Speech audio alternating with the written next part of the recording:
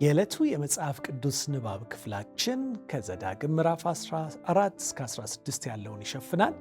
ልብህን አታጨክንበት የሚለውን በዚህ ክፍል የምናገኘውን ቃል እናሰላስላለን፣ በዚያም እንጸልያለን።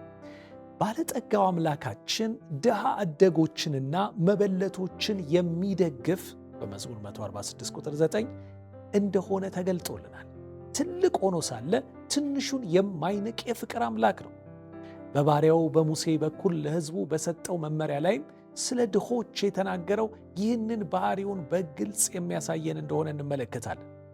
በዘዳግም ምዕራፍ 15 ከቁጥር 7 እስከ 10 ላይ 7 ጊዜ በተለያዩ መግለጫዎች ግን ተመሳሳይ የልግስና ጥሪ ለሕዝቡ እንዲህ በማለት ቀርቦ እናገኛለን። አንደኛ፣ በድሃ ወንድም ላይ ልብህን አታጨክንበት ይለናል።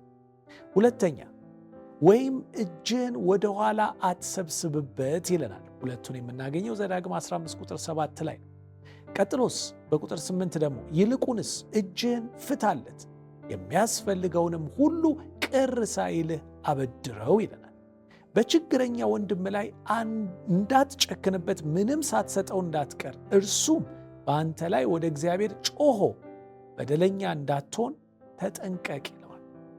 ከዛም በልግስና አስበው፣ ስትሰጠውም ልብህ አይጸጸት ይለናል። እንግዲህ 7 ጊዜ ያዘዛቸው ተመሳሳይ ነገር ነው። ከዚህም የተነሳ ይላል አምላክህ እግዚአብሔር በሥራ ሁሉና እጅህ ባረፈበት በማንኛውም ነገር ይባርክሃል። እንግዲህ ልግስና የልብ ጉዳይ ነው። ከመስጠት እጃችንን እንዳይጨበጥ ልብህን አታጨክንበት ተብለናል።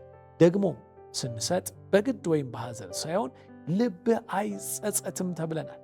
እንግዲህ ልባችን እንዳይጨክን፣ ልባችን እንዳይጸጸት በደስታና በልግስና እንድንሰጥ ቃሉ ያስተምረናል ማለት ነው። እንግዲያውስ እንዲህ ብለን እንጸልይ። አባት ሆይ ቃልህ እንደሚለን ልባችንን ሳናጨክንና ደግሞም ሳንጸጸት ይልቁንም በልግስና በደስታ የሰጠህንን እንድናካፍል በጸጋህ እርዳን። አሜን።